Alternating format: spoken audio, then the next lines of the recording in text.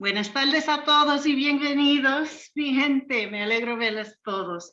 Soy la doctora Lynn Rodríguez y soy la vicepresidente de Asuntos Académicos y Estudiantiles aquí en el bello Cape Cod Community College. Good afternoon, everyone, and welcome. I'm so happy to see you all. I'm Arlene Rodriguez, Vice President of Academic and Student Affairs at Cape Cod Community College, and I am very thankful to be your host today. I'm honored to be here for this very special event. It is a first-time collaboration, and hopefully not the last, between the Bigger Boat Speaker Series and our Intentional Critical Conversation Visitor Speakers Series. I want to give a special shout out and thank you to all those who made this possible. Vana, Brian, and Kendra, our Tilden crew. Special thank you to you, Tom Schaefer, Rebecca Griffin, and Mike Fournier from Bigger Boat. And thank you to Sarah Ann Semedo. She was our scheduled host for today's event, but was not able to join us. I also want to give a special shout out. I hear that we have guests from as far away as England and Ireland, and someone who's staying up late in Taiwan to be with us today. So special thank you to all of you. Our schedule for today is pretty simple. I'm just going to give a quick introduction. One thing we'll read some poems from his new book, Floaters. We will then have a question and answer period. And as is the tradition with Bigger Boat, we will raffle off signed copies of Floaters to those who correctly guess the trivia questions that have been developed for today's event. So thank you so much. Before we get started, just a few housekeeping rules. One, please stay muted during the reading so that we can all hear my thing. I will be putting relevant links in the chat for specific poems, so please be on the lookout for those. And as we know, muted does not mean silent. So if you want to respond to a poem, if you want to do a shout out, offer your thoughts, offer a big wepa, please put that in the chat. We want to hear from you. And lastly, we will have time for questions after the reading, as I said. Please note your questions in the chat box. Our very able assistant here today, Mia Hazlitt, will be reviewing the chat box and making sure your questions get to Manting. So a little bit about Manting Espada. Manting has published more than 20 books as a poet, as an editor, as an essayist, and as a translator.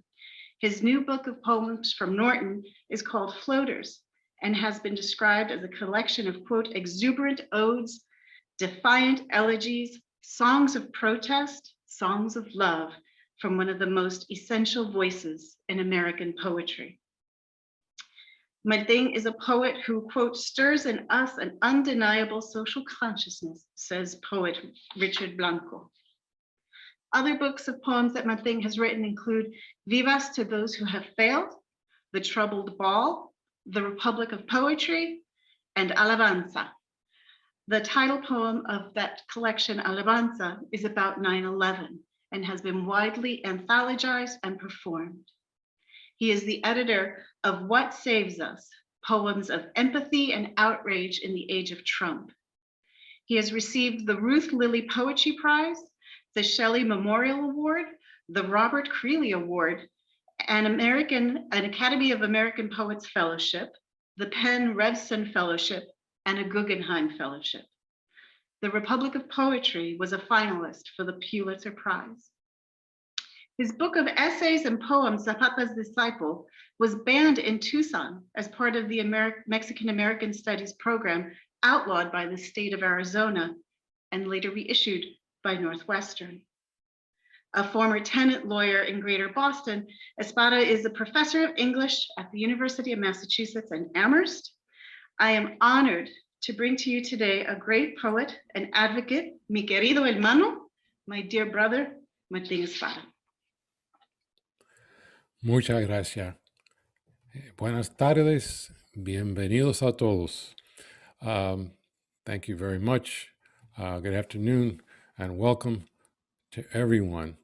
There are too many people to thank, but I will start with Vice President Arlene Rodriguez, hermana, old friend. Special thank you. Thanks too to Professor Tom Schaefer, to Sarah Ann Semedo, to Mia Haslett, everyone involved with intentional, critical conversations and Bigger Boat. Thanks to my wife, Lauren, for being present on every single page of this book. We can talk more about that later. I'm going to read a half a dozen poems from the book, and then I will take your questions. As I go along, you will notice that Arlene will be dropping links in the chat that are relevant to some of the poems I'm reading. And we'll start off with this one. It's the first poem in the book. It's called Jumping Off the Mystic Tobin Bridge. 30 years ago, I was a tenant lawyer with Su Clínica Legal, a legal services program for low-income Spanish-speaking tenants in Chelsea, Massachusetts, right across the Mystic Tobin Bridge from Boston. My clients came from the Spanish-speaking Caribbean, Puerto Rico, the Dominican Republic. They also came from Central America, especially El Salvador and Guatemala. In other words, the same people crossing the southern border today, fleeing the same countries left in ruins by Ronald Reagan's wars. The second half of the poem refers to the notorious Chuck Stewart murder case in Boston. So we will start here with the poem Jumping Off the Mystic Tobin Bridge. I close my eyes and see him windmilling his arms as he plummets from the Mystic Tobin Bridge, to prove me wrong, to show me he was good, to atone for sins like seeds in the lopsided apple of his heart, but mostly to escape from me in the back of his cab, a Puerto Rican lawyer in a suit and tie. I hated the 111 bus, sweltering in my suit and tie with the crowd in the aisle, waiting to hit a bump on the Mystic Tobin Bridge so my head would finally burst through the ceiling like a giraffe on a circus train. I hated the 111 bus after eviction day in Chelsea District Court, translating the landlords and judges into Spanish so the tenants knew they had to stuff their clothing into garbage bags and steal away again. Away from the 40-watt squint that followed them everywhere, that followed me because I stood beside them in court. I would daydream in the humidity of the bus, a basketball hero flipping the balled-up pages of the law into the wastebasket at the office as a legal aid lawyer chanted my name. I hated the 111 bus. I had to take a taxi cab that day. "What the hell are you doing here?" said the driver of the cab to me in my suit and tie. "You got to be careful in this neighborhood. There's a lot of Jose's around here." The driver's great-grandfather staggered off a boat so his great-grandson could one day drive me across the Mystic Tobin Bridge, but there was no room in the taxi but chalk and a blackboard. He could hear the sawing of my breath as I leaned into his ear, past the bulletproof barricade somehow missing, and said, "I'm a Jose." I could see the 40-watt squint in his rearview mirror. "I'm Puerto Rican," I said. It was exactly 5 p.m., and we were stuck in traffic in a taxi on the Mystic Tobin Bridge. The driver stammered his own West Side story without the ballet, how a Puerto Rican gang stole his cousin's wallet years ago. "You think I'm going to rob you?" I said, in my suit and tie, close enough now to tickle his ear with the mouth of a revolver. I could hear the sawing of his breath. He still wanted to know what I was doing there. "I'm a lawyer. I go to court with all the Jose's," I said. Stalled traffic steamed around us, the breath of cattle in the winter air. "Where are you going for the holidays?" the driver said. I thought about Christmas Eve in court, eviction orders flying from the judge's bench when tenants without legal aid lawyers or children old enough to translate the English of the summons did not answer to their names. Every year, the legal aid lawyers told a joke about the Christmas defense. "Your Honor, it's Christmas." I said to the driver, I will be spending Christmas right here with my fellow Jose's. The driver shouted, "What do you want me to do? Get out of this cab and jump off the bridge?" We both knew what he meant. We both knew about Chuck Stewart, the last man to jump off the mystic Tobin Bridge. Everybody knew how Chuck drove his wife to Mission Hill after birthing classes, the flash and pop in the dark when he shot her in the head and himself in the belly. Everybody knew how he conjured a black carjacker and the crackling call to 911 the way the Mercury Theater on the air conjured Martians in New Jersey on the radio half a century before. Everybody knew how 100 cops pounded on door after door in the projects of Mission Hill, locking a black man in a cage for the world to see like the last of his tribe on exhibit at the World's Fair. Everybody knew how Chuck would have escaped, cashing the insurance check to drive away with a new Nissan, but for his brother's confession, the accomplice throwing the Gucci bag with makeup, the wedding rings, and the gun off the dizzy bridge in Revere. Everybody knew how Chuck parked his new car on the lower deck, left a note, and launched himself deep into the black water, how the cops hauled his body from the river by lunchtime when I walked into the office to tell the secretary Chuck Stewart just jumped off the mystic Tobin Bridge. I said nothing to the driver.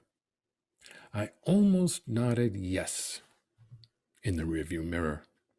I confess, for a flash, I wanted him to jump.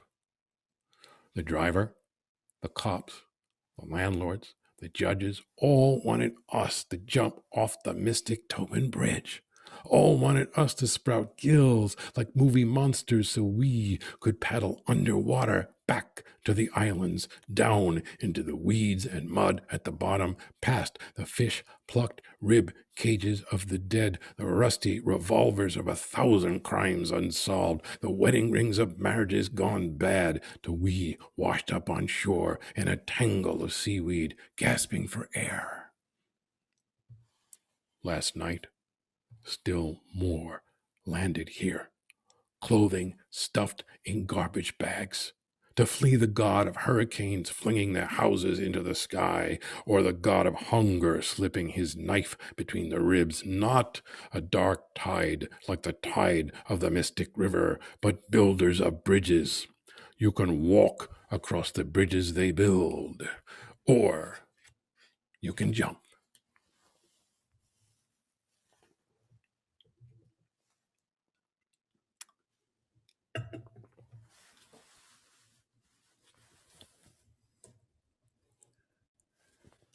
This next poem is the title poem of the book, Floaters. Two Salvadoran migrants, father and daughter, who came to be known as Oscar and Valeria, drowned crossing the Rio Grande in June of 2019. A photograph of their bodies went viral, sparking outrage, sparking grief, and also sparking trutherism. A post in the I'm 1015 Border Patrol Facebook group charged that the photo was a fake. This poem speaks to the photograph and to these charges. Floaters takes its title from the term used by certain members of the Border Patrol to describe those who drown crossing over. Floaters. Epigraph. Okay, I'm going to go ahead and ask, have y'all ever seen floaters this clean?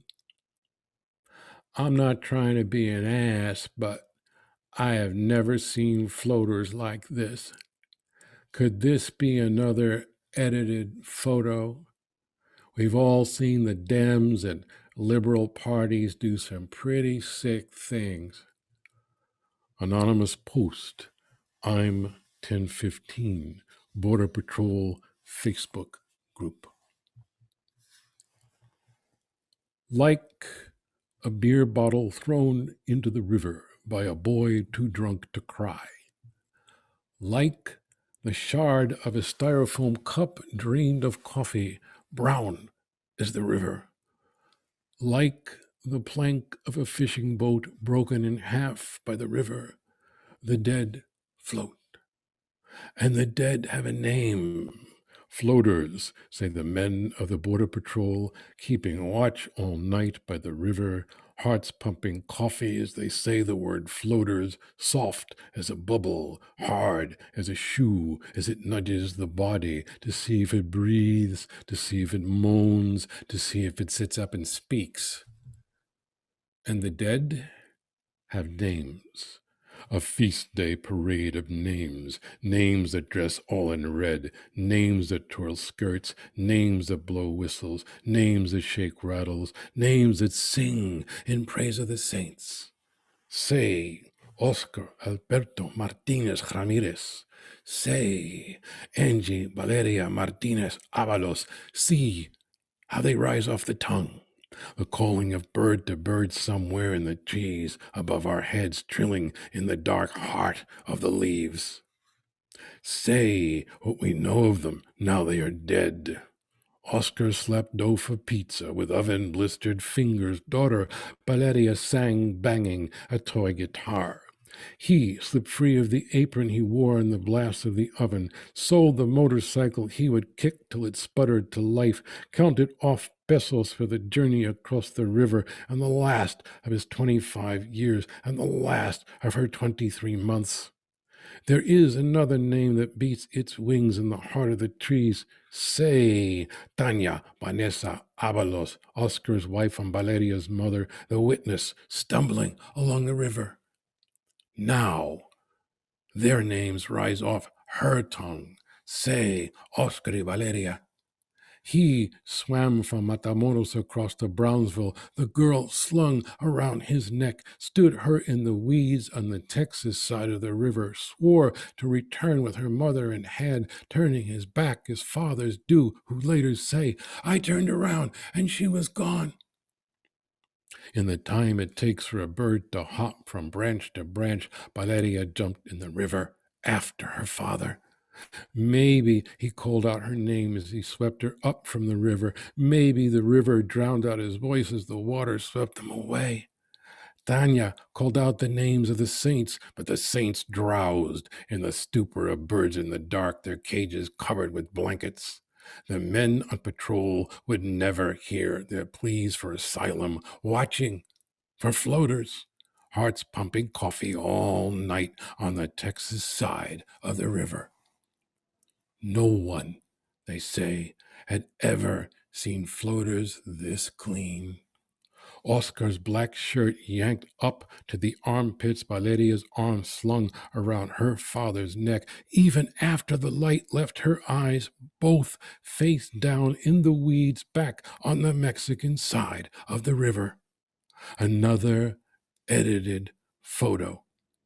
See how her head disappears in his shirt, the waterlogged diaper bunched in her pants, the blue of the blue cans. The radio warned us about the crisis actors we see at one school shooting after another. The man called, Oscar will breathe, sit up, speak, tug the black shirt over his head, shower off the mud, and shake hands with the photographer. Yet, the floaters did not float down the Rio Grande like Olympians showing off the backstroke, nor did their souls float up to Dallas, land of rumored jobs and a president shot in the head as he waved from his motorcade. No bubbles rose from their breath in the mud, light as the iridescent circles of soap that would fascinate a 2-year-old. And the dead still have names. Names that sing in praise of the saints, names that flower in blossoms of white, a cortege of names dressed all in black, trailing the coffins to the cemetery. Carve their names in headlines and gravestones they would never know in the kitchens of this cacophonous world. enter their names in the book of names. Say, Oscar Alberto Martinez Ramirez. Say, Angie Valeria Martinez Avalos. Bury them in a corner of the cemetery named for the sainted Archbishop of the Poor, shot in the heart saying Mass, bullets bought by the taxes I paid when I worked as a bouncer and fractured my hand 40 years ago, and bumper stickers read, El Salvador is Spanish for Vietnam. When the last bubble of breath escapes the body, may the men who speak of floaters, who have never seen floaters this clean, float through the clouds to the heavens, where they paddle the air as they wait for the saint who flips through the keys on his ring like a drowsy janitor till he fingers the key that turns the lock and shuts the gate on their babble-tongued faces, and they plunge back to earth, a shower of hailstones pelting the river, the Mexican side of the river.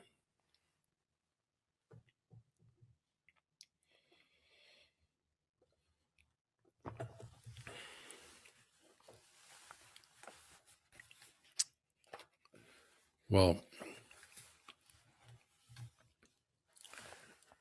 I believe that times of hate call for poems of love. My wife, Lauren, is a poet, a novelist, and a committed teacher. We were married June 13th, 2019 by a justice of the peace in our living room.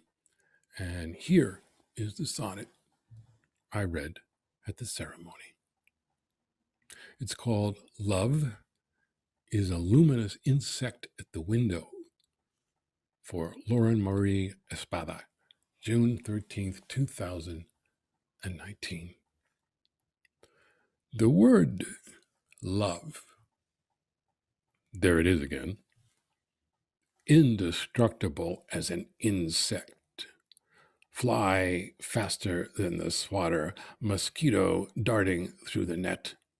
How the word love chirps in every song, crickets keeping a city boy up all night. I wish I could fry and eat them. How the word love buzzes in sonnet after sonnet. I am the beekeeper who wakes from a nightmare of beehives. To quote Duran, the Panamanian brawler who waved a glove and walked away in the middle of a fight, no mas, no more. Then I see you, watching the violinist, his eyes shut, the Russian composer's concerto in his head, white horsehair fraying on the bow, and your face is bright with tears, and there it is again, the word love. Not a fly or a mosquito, not a cricket or a bee, but the Luna moth we saw one night, luminous green wings knocking at the screen on the window as if to say, I have a week to live. Let me in. And I do.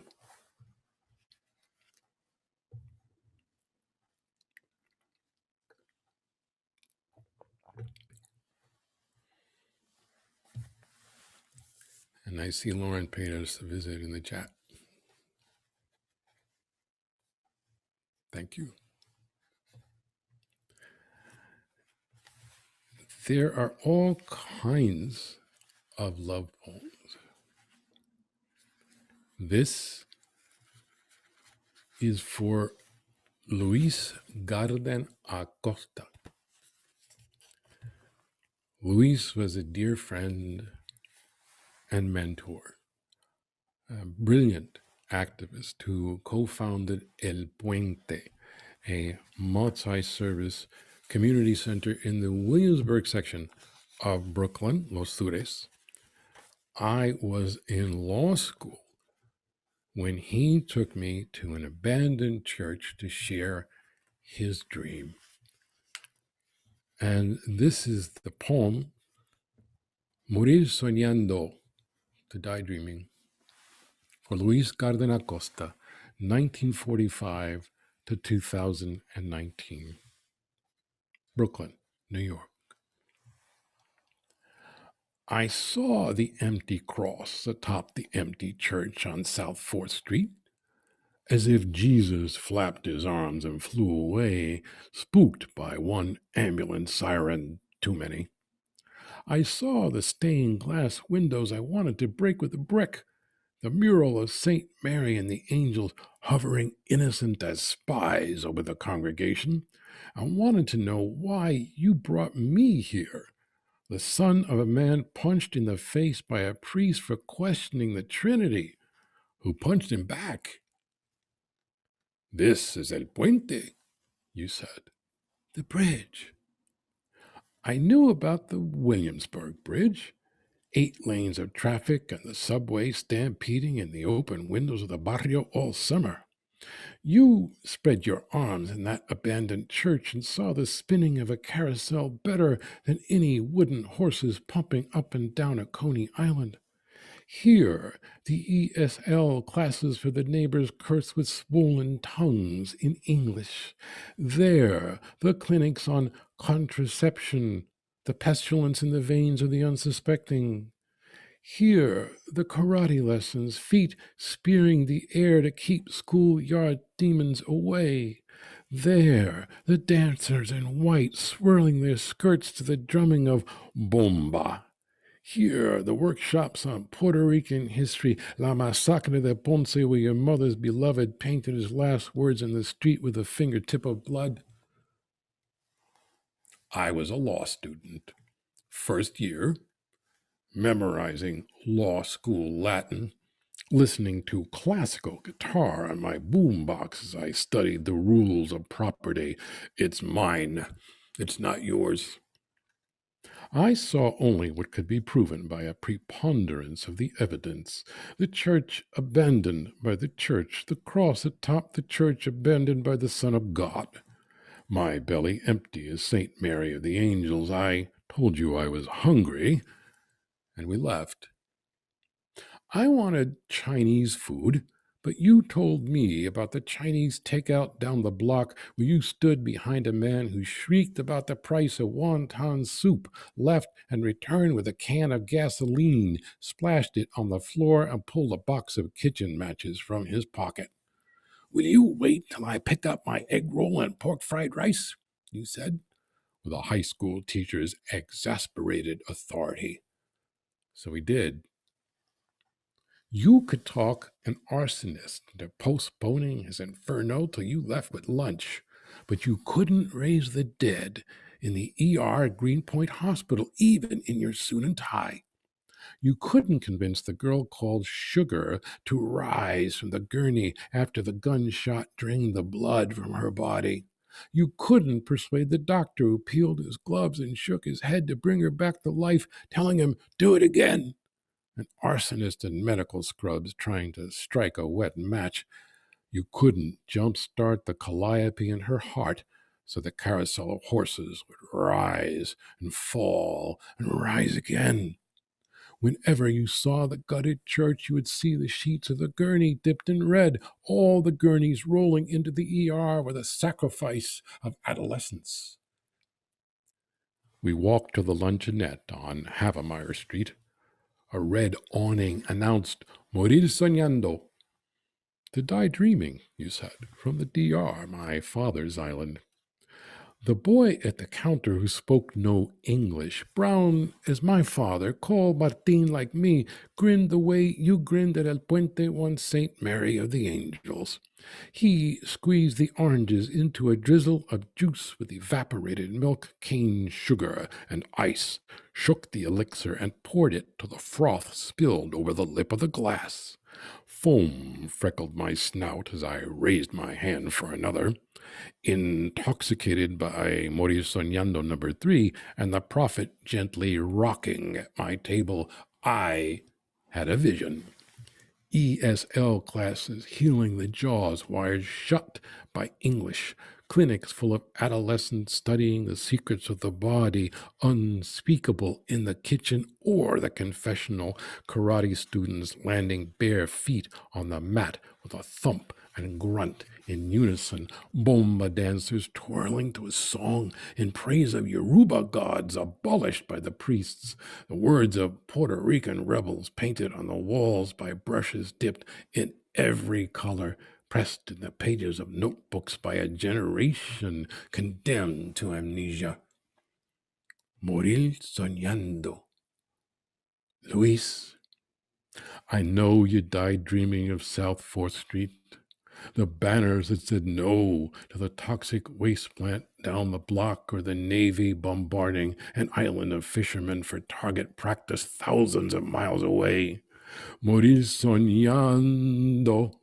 I know you died dreaming of gigantes, carnival máscaras bristling with horns that dangle with the angels at El Puente. Morir soñando. I know you died dreaming of the next El Puente. Morir soñando. I know you died dreaming of the hammer's claw, the drill whining to the screw, the dust like snow in a globe, then the shy genius raising her hand in the back of the room. Morir soñando. I know you died dreaming of the poets who stank of weed in the parking lot, then stood before the mic, you electrified for them, and rubbed their eyes when the faces in their poems gathered there waiting for the first word, so we could all die dreaming. Morir soñando, intoxicated by the elixir of the tongue. Oh, rocking prophet at my table.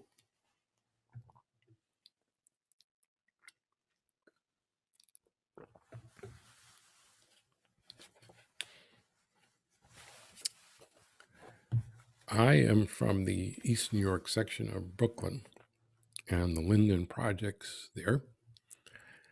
My father, Frank Espada, was a community organizer and a documentary photographer.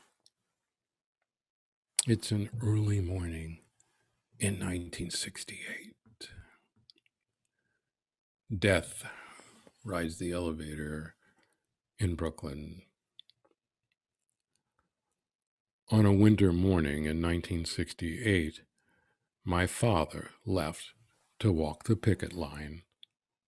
He rode the elevator in his black coat, hood over his head in the hour before daybreak. On the 3rd floor, the doors opened. A white man waiting for the elevator stood there, peered at my father in his black coat and hood, in his brown skin, then screamed and fled. The doors closed. My father laughed on the picket line that morning. He laughed for years. The guy thought I was death, he would say. Death rides an elevator in Brooklyn. Mugger, death. Militant, death. Puerto Rican, death. Listening to the story, as the screaming man screamed louder with every telling, I never thought one day my father would be the man standing there waiting for the elevator doors to open. He did not stare or scream or run. He stepped into the elevator and the doors closed behind him.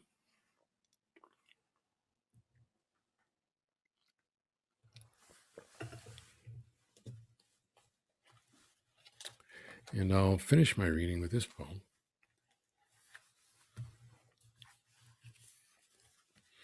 My father, Francisco Luis Espada, Frank Espada, was born in the mountain town of Utuado, Puerto Rico in 1930 and died in Pacifica, California in 2014. When Hurricane Maria hit Puerto Rico in the fall of 2017, I saw Utuado everywhere, over and over, on TV, on the internet, in the headlines, as John Lee Anderson put it in the New Yorker, Utuado had become, quote, a byword for the island's devastation. At least 3,000 people died in Puerto Rico, according to one study. Some say as many as 4,000. I started talking to my father, who died 3 years before. Actually, I started talking to his ashes in a box on my bookshelf, and that was the basis of this last poem I'll read, which is also the last poem in the book. Letter to my father, October 2017. You once said, my reward for this life will be 1,000 pounds of dirt shoveled in my face. You were wrong. You are 7 pounds of ashes in a box, a Puerto Rican flag wrapped around you next to a red brick from the house in Utuado where you were born, all crammed together on my bookshelf. You taught me there is no God, no life after this life, so I know you are not watching me type this letter over my shoulder. When I was a boy, you were God. I watched from the 7th floor of the projects as you walked down into the street to stop a public execution. A big man caught a small man stealing his car, and everyone in Brooklyn heard the car alarm wail of the condemned, "He's killing me!" At a word from you, the executioner's hand slipped from the hair of the thief. "The kid was high," was all you said when you came back to us. When I was a boy, and you were God, we flew to Puerto Rico. You said, my grandfather was the mayor of Utuado. His name was Buenaventura. That means good fortune. I believed in your grandfather's name. I heard the tree frogs chanting to each other all night. I saw, but not a leaf, an elephant palm sprouting from the mountain's belly. I gnawed the mango's pit, and the sweet yellow hair stuck between my teeth. I said to you, you came from another planet. How'd you do it? You said, every morning, just before I woke up, I saw the mountains. Every morning, I see the mountains. And Utuado, 3 sisters, all in their 70s, all bedridden, all Pentecostales who only left the house but church, lay sleeping on mattresses spread across the floor when the hurricane gutted the mountain the way a butcher slices open a dangled pig. And a rolling wall of mud buried them, leaving the 4 sisters stagger into the street, screaming like an unheeded prophet about the end of the world.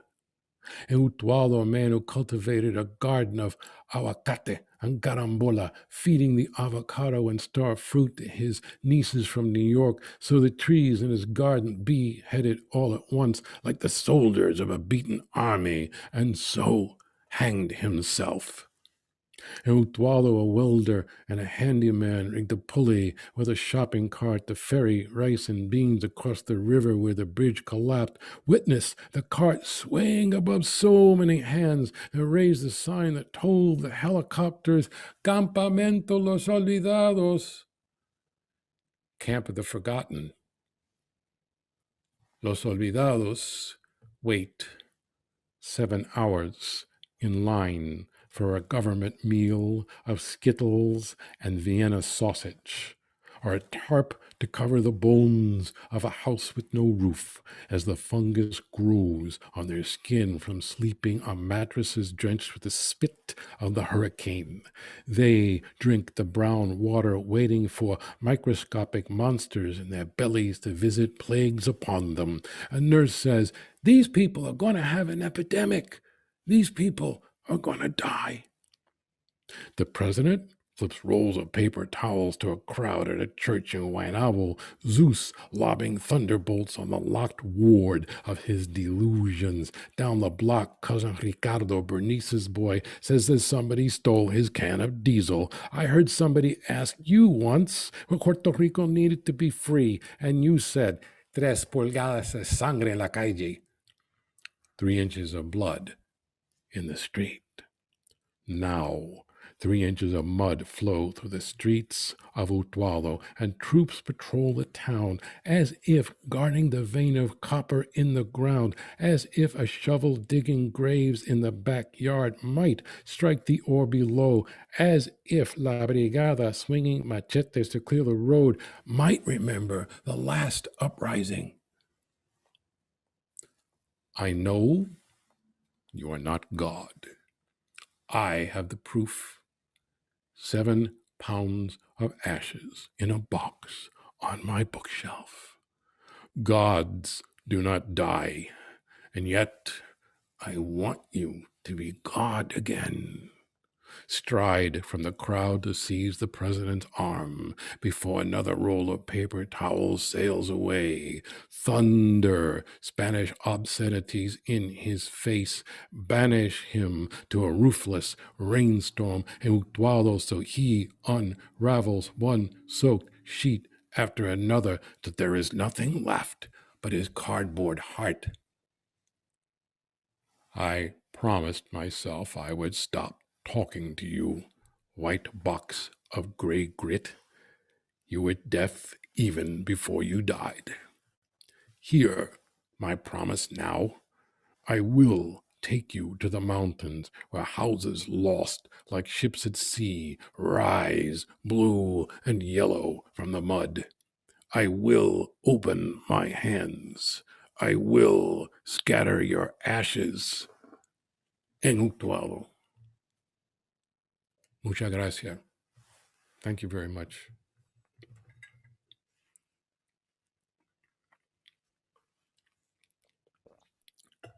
Gracias, Melting. Gracias, gracias.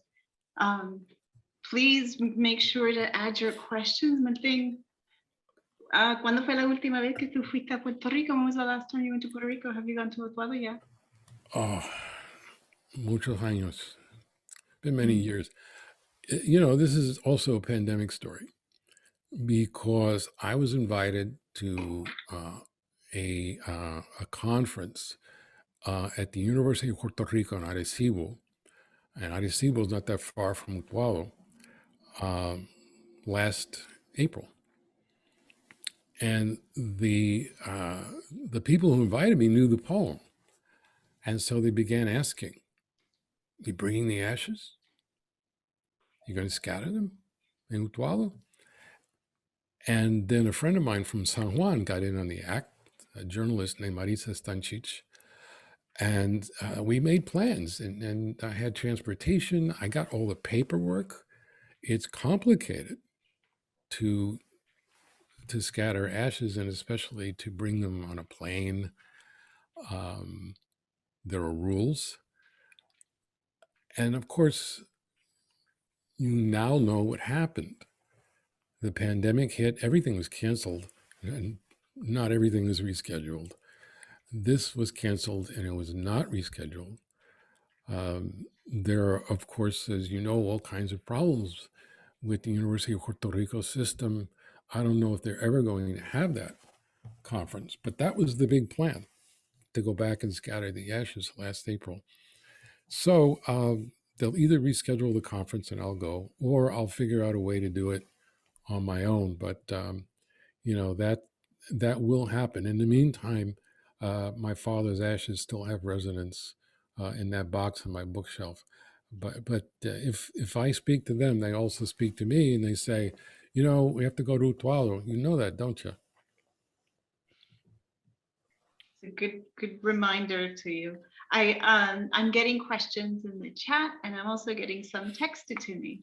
So I will read one from the chat here. How do you feel after writing this poem about your father, sus sentimientos, después de escribir esto? I love my bilingual speakers. Yes, you can put your bilingual questions in the chat. Yeah, muchas gracias por la pregunta. I felt a tremendous sense of connection to him. And of course, it's not unusual for the living to speak to the dead, or the dead to speak to the living. I believe the dead have as much to say to us as the living do. This is not to say that I'm hearing voices and I need medication. This is to say that I felt this strong sense of communion with him. He felt very present after I wrote this poem, and he is present. He is present in the poem. Every single quote from my father in the poem came directly from him in life. He really said those things. He really talked like that. My father talked in italics. And he had this tremendous presence. Imagine, he was a community organizer, not only in Brooklyn, but beyond. He was a leader of the Puerto Rican community. Some would say the leader of the Puerto Rican community in the 1960s and the early 70s. He was also involved in the civil rights movement. He led a contingent to the March on Washington, on and on and on. But his biggest contribution was as a documentary photographer. And he also contributed the photograph on the cover of this book. That is a migrant farm worker, Puerto Rican. He photographed as part of his Puerto Rican diaspora documentary project, a photo documentary of the Puerto Rican migration. I just want a quick story for folks, because I'm sure you remember, but I met one thing when I was doing my graduate studies at UMass Amherst. And when I shared with a cousin of mine, I said, oh, I'm working with Espada. She's like, oh, I worked with his father, Frank. It's generations of Puerto Ricans who still remember working with your father. And her comment was, everybody worked with Frank in New York at the time. And it was just a nice connection that I remember really quite fondly. We've got one here. Do you write mostly in English and incorporate Spanish quotes and words? Yes, I write mostly in English. I am from Brooklyn, and there are some parts of Brooklyn where English is still spoken. So English is my first language. Spanish is my second language. In poetry, we tend to put our best foot forward, and that means writing in your first language. But of course, Spanish is always present. It was always present in my household. It was always present, especially with my grandparents. It was present with my father. And it is present not only in terms of the words I use, like morir soñando, it's also present in the English. One of the strange ways in which it manifests itself is this: I don't use contractions in English because they don't exist in Spanish. And strange but true.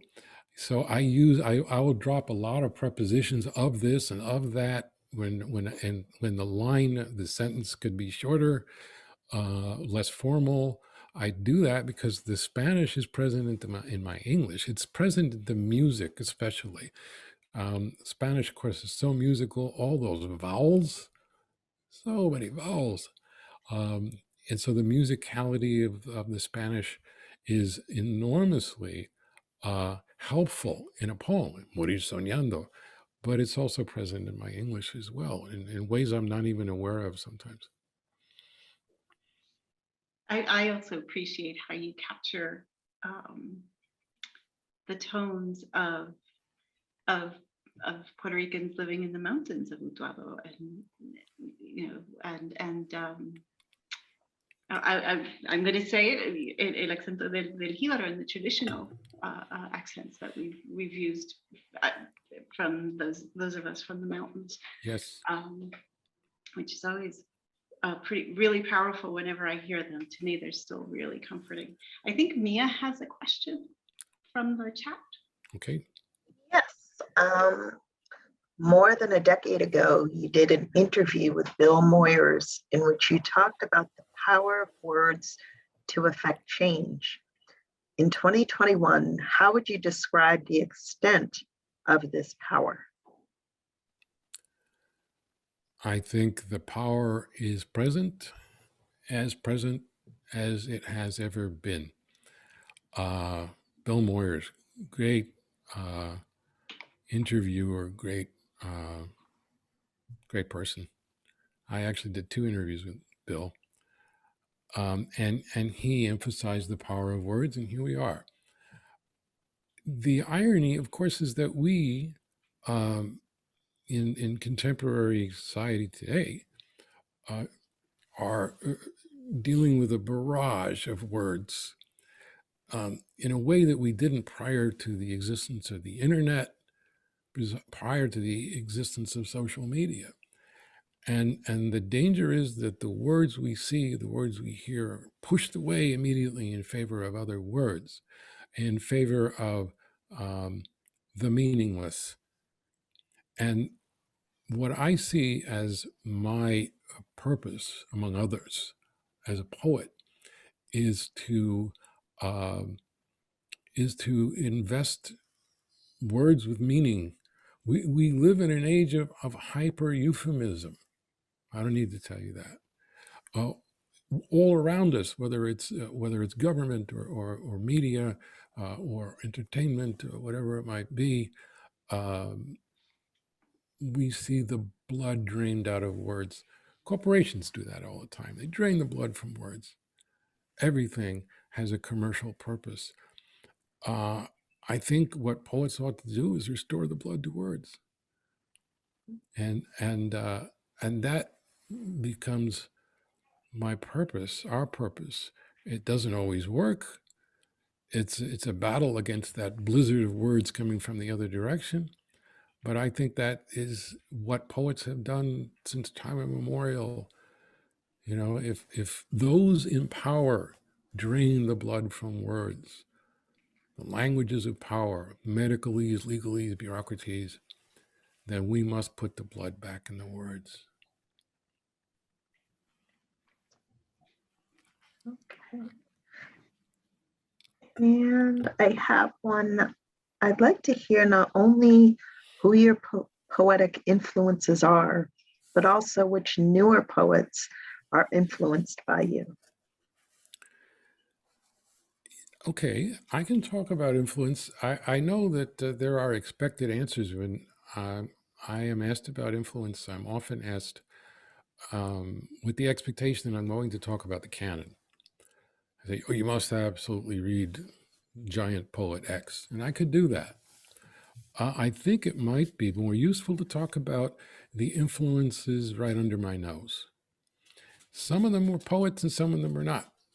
We've already talked about my father. My father was a great poetic influence.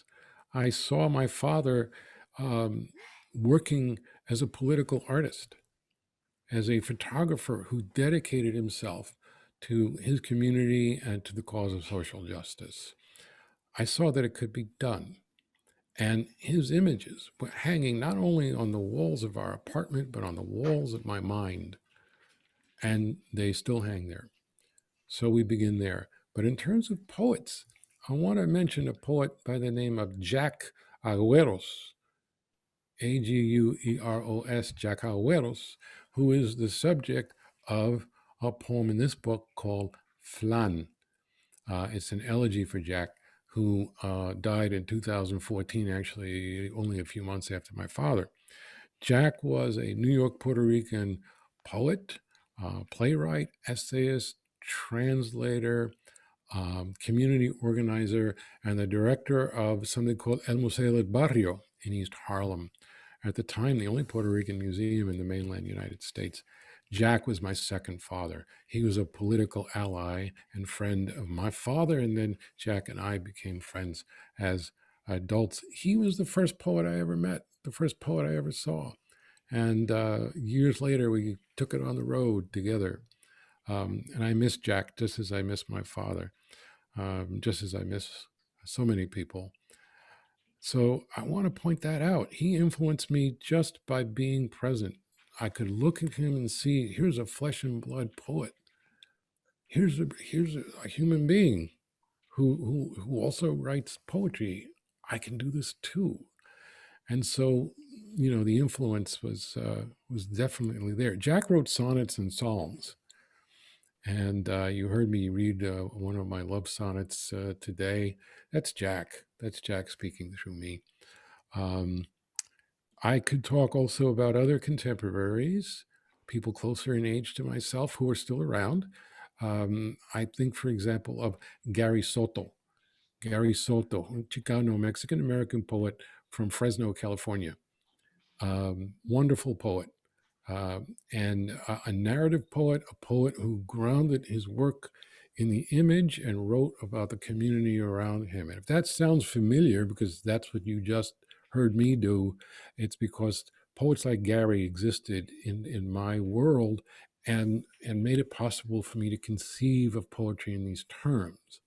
And I met Gary the way I met so many other poets. He called me on the phone with a legal problem, because I was the poet lawyer, right? And he called me up and, I helped him write a nasty letter to a publisher, which, to this day, I enjoy writing nasty letters.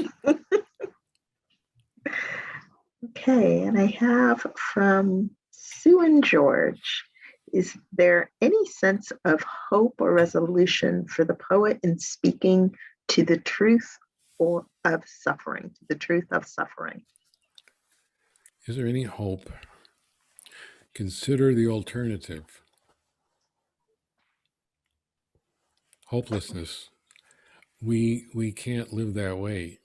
And sometimes it would seem that the facts dictate that we should be hopeless. And yet we cannot live that way. We can grieve, we can mourn, we can despair, but we should never ultimately lose hope. And I say that not only as a practical matter, but as a political one, as a historical one. My historical memory includes the memory of growing up in my father's household, who was an activist during the 1960s, which means I remember his experiences, his stories going back to the 1930s and 40s. He came to this country in 1939. He was subjected to the most brutal, overt forms of discrimination. My father joined the Air Force when he was 19 years old, ran away from home, and he was stationed at Lackland Air Force Base in San Antonio, Texas. In December of 1949, he boarded a Trailways bus on his way home to visit his parents in New York City. He never made it. The bus stopped in Mississippi, changed drivers. The driver told him to get to the back of the bus. He was the only one on the bus. He refused. He offered up an obscenity instead. And then the driver went and got two cops who dragged my father off the bus. And the next day he went before a judge, and the judge said, my father used to do the voice, "Boy, how many days you got on that furlough?" And he said, 7 days, Your Honor. And the judge said, "I hereby sentence you to 7 days in the county jail." And my father said it was the best week of his life because he figured out what to do with the rest of it. So he got out of the military and he went back to his community and he started organizing. The rest, as they say, is history. But imagine if he had yielded to that despair, the hopelessness of the Jim Crow South in 1949, which seemingly had always been thus. And within his lifetime, there was enormous change because people got in the streets and demanded change. And doesn't that sound familiar? Yeah? You know what I'm talking about. Yeah. Just a couple of ones. I want to hold on. I'm getting messages. We got a wonderful stream going on between Maria Perez Gonzalez and Patricia about your description of the hills and the mountains and what it was like in 2017 to be a Puerto Rican and here waiting, trying to get in contact with your family back in the island. As I've shared with you, that my family's from Bonito, also from the mountains, and it took quite a while to be able to reach our family members. So we've got some wonderful comments, a good conversation stream going on in the chat there. a couple of questions were texted to me that I want to share with you. So one of them is, you seem to experience your poems rather than just read them. Does your compelling delivery happen because you're so close to the poems, or is this a skill that you've perfected from years of reading your poetry? Well, I would say there's a combination of instinct and experience. I am, of course, if I'm locked in, I am experiencing the events in the poem again, and it's different to read on Zoom. Of course, it's different to a great extent, not just because I'm on a screen, but because I'm sitting down. It would be absolutely absurd for me to do a reading to an audience in person sitting down. I would fall off the chair. And then it would take 3 people to pick me up. The fact is that when I do a reading this way, there's a sense of compromise. I feel like I'm dancing sitting down. And so there's a way in which the music or the rhythm of the poem has to move through my body. And you may have noticed that I was conducting my own little orchestra with my right hand. You probably saw that. You know, that's a reflection of what's happening as I'm reading the poem, as it inhabits me, and it does inhabit me. Now, I've noticed also if I read certain poems on a certain sequence, there's a certain emotional response. I read that very short poem about my father, the Death Rides the Elevator in Brooklyn, right before I ended with Letter to My Father. I discovered quite by accident, those don't follow each other in the book. I discovered quite by accident that if I read that first poem followed by that second poem, it produced a profound emotional response in me. It was the first time that happened and I put those together, I choked up. So it's, there is something going on inside me when I project the poems outwards. It's not all skill and it's not all tricks. Some of that is actually me.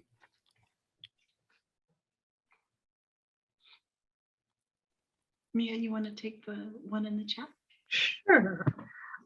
Any advice for those of us who write in Spanish?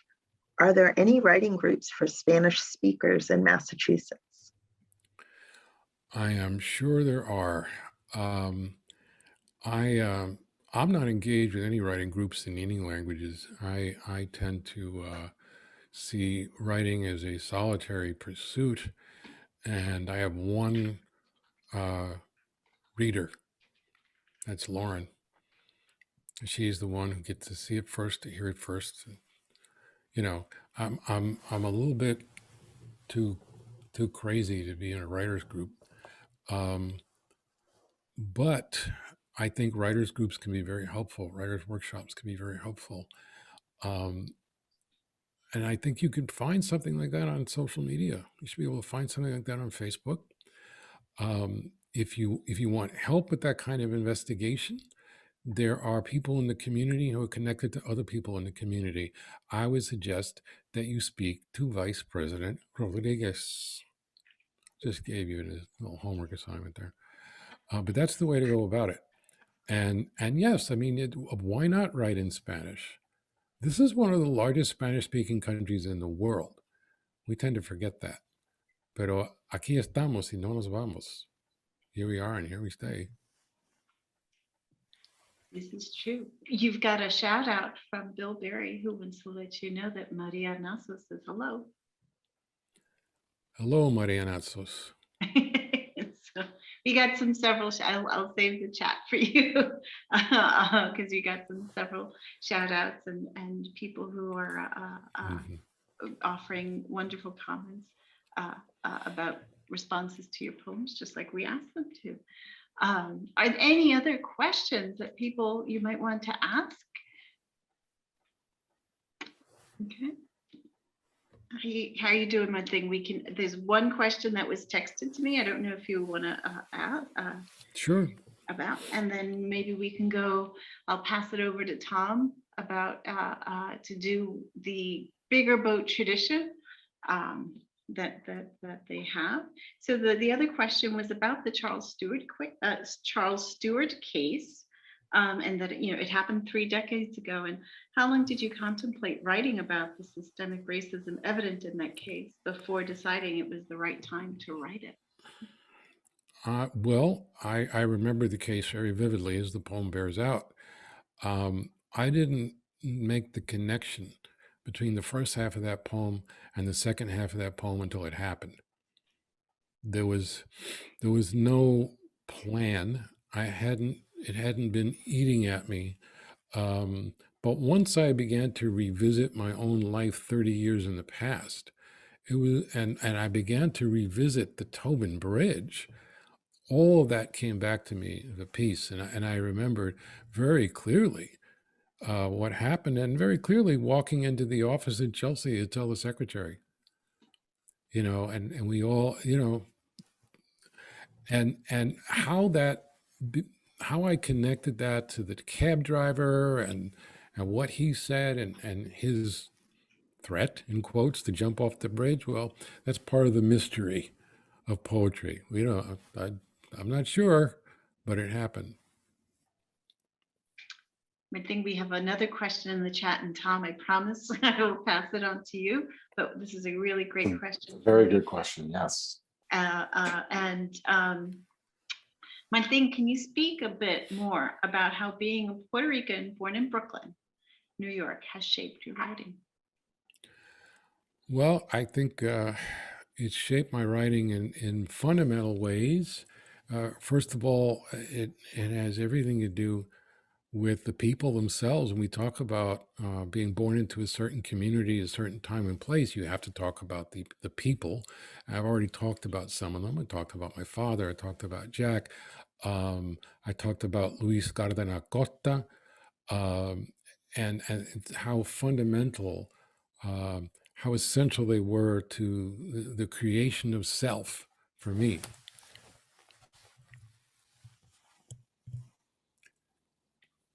Earpiece. But beyond that, I mean, I've talked about the people. Let's talk about the place. The sense of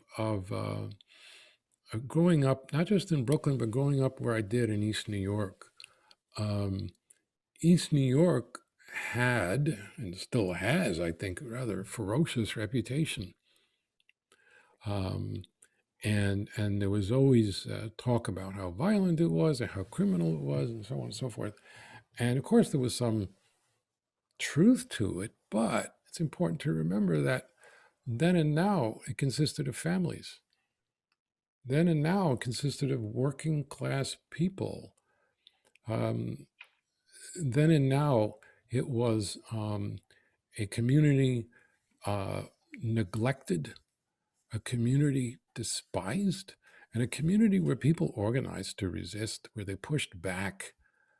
And that meant that for me, all those lessons were absorbed by me, and there's a way in which not only people but place, affects who you are, so naturally, all this becomes subject.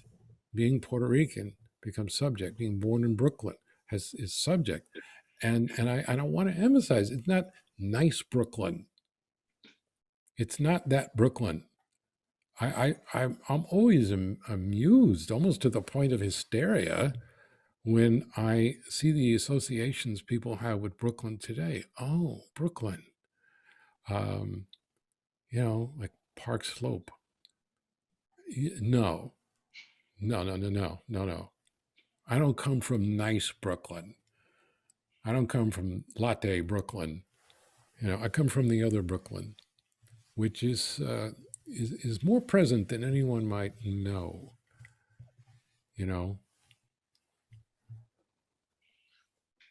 Okay, thank you. Sunset Park, Brooklyn is in the house. So you got a Brooklyn shout out. There you go. Brooklyn will make itself known. All right. Anyone from the Bronx? I got Bronx. Okay. All right. Never mind. We're not going to compete boroughs. Thank you so much, Martin. I really appreciate. Oh, wait, we got another question here. We from our famous, and I have shared stories about our chief. We have a question about Chief, who's a Washington Heights person, just so you know. Can you compare or maybe talk a little bit about the Puerto Rican communities of the Bronx and the Puerto Rican communities of, especially with its musical history, is in ties in the Brooklyn Puerto Rican community, just a few train rides away. That's Chief. That is Chief. Chief, make yourself known because he has heard about you. Okay. Yes. Welcome, Chief. Chief, you are mythic among us. As in the police chief. As in the yeah, that is right. I should behave. As a police I will chief, behave. yeah. Okay, well, welcome. Yeah, I'm not going to pretend to be an expert on the music. I will talk a bit about the politics, and this is something again that comes from my father's generation. It's funny how the expression "the greatest generation" gets used. When we talk about the greatest generation in general, we are referring typically to the white men who fought during the Second World War, the greatest generation.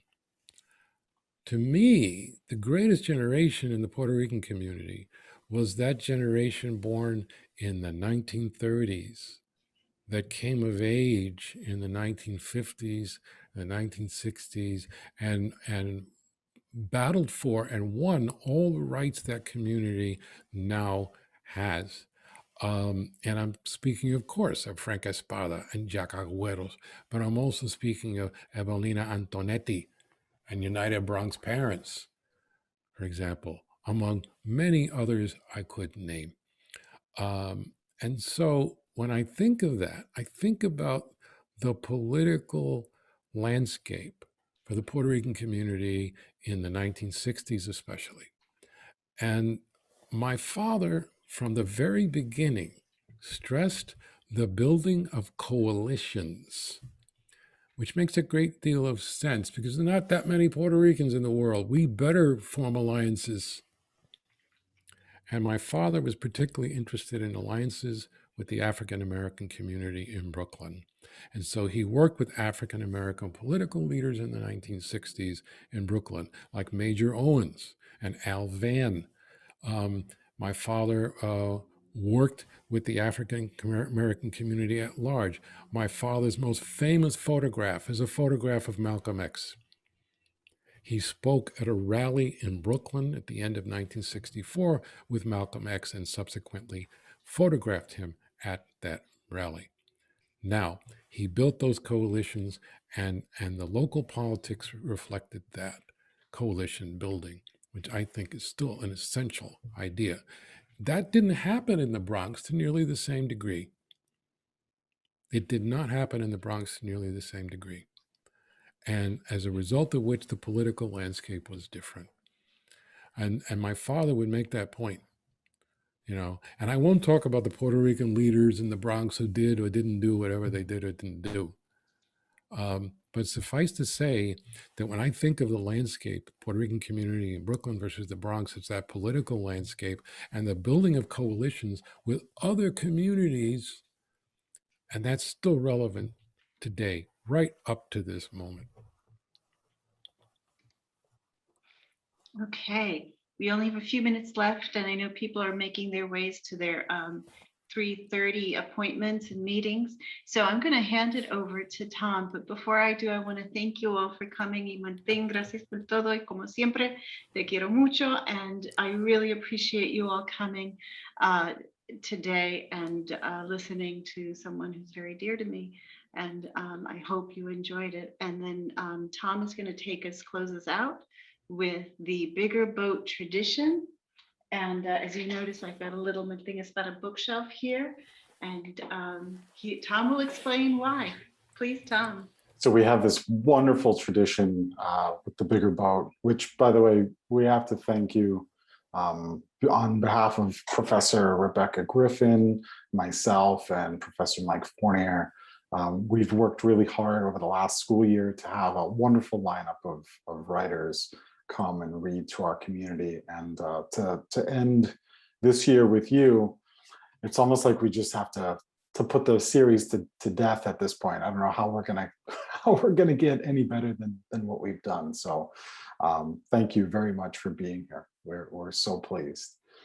Earlier today as well, Martine was nice enough to come to my class and work with my students, and they just had an immeasurably wonderful time with listening to you and being able to be part of a class conducted by you. So again, thank you for all of that. We have this really great tradition of asking some trivia questions and giving some nice prizes away. Today, we have a couple of signed copies of Martine's newest collection, Floaters, as he's been reading from. I'm going to put some questions into the chat. What I would like you to do is try to find my name specifically in the chat. You can click the little blue button in the chat bubble, find my name there, and send me the answers privately. The first person to send the correct answer privately to me will win an autographed copy of Martine's collection. So I'm going to put the first question here into the chat. And again, find me, send me the answer. The cover of Floaters, as we've talked about, has a wonderful photograph by Martine's father, a famous documentary photographer and creator of the Puerto Rican Diaspora Documentary Project. His name was Frank Espada. Where did Frank study using his GI Bill funding? No, not students only. So Professor Griffin, you can answer. The correct answer, privately, yes.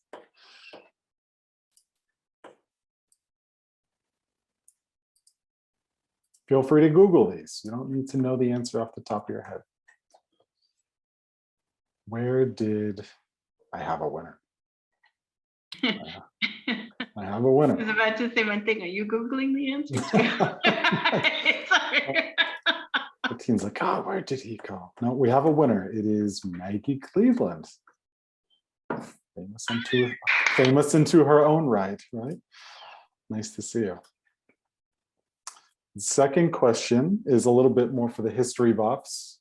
I will put this in here. One of the really fantastic poems in the collection, I Now Pronounce You Dead, was originally published by the Massachusetts Review and then featured in Best American Poetry. It's kind of a big deal. Martine dedicates the poem to Sacco and Vanzetti and makes, wow, look at you, that was fast, and makes reference to Bartolomeo Vanzetti directly. Where did the infamous Slater and Morrill Shoe Company murder take place? And I had an answer before I even got the, wow, it's Dean Patrick Preston. See one thing. See one thing. Are you from there? Go, Patrick. I'm impressed. Martin and I had a bet about that question. See one thing? Dean Patrick Preston. Wonderful. Awesome. And here's our last one. This is a really simple one. I had already mentioned before, probably my favorite poem from the whole collection, Morir Soñando, was talking about, of course, a wonderful friend of Martine's, but focuses on something close to my heart, which is a very delicious drink. So in the poem, which is roughly translated to die dreaming, what are the two main ingredients of this delicious drink, besides sugar and ice, of course? Right away, people know this one, of course. Kimana Regis, you have one. So if I could get, sorry, it's already happened. A little bit of excitement.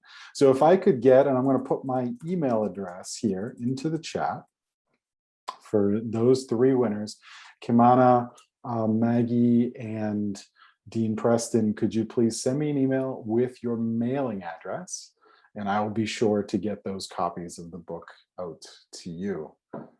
Thank you so much. Again, this was a wonderful, wonderful occasion for us to have you, not only for the ICC, but also for Bigger Boat. We've, again, managed to have some wonderful writers this entire year, and to be able to end with somebody like yourself, Professor, it's been a wonderful pleasure. So thank you so much for being here.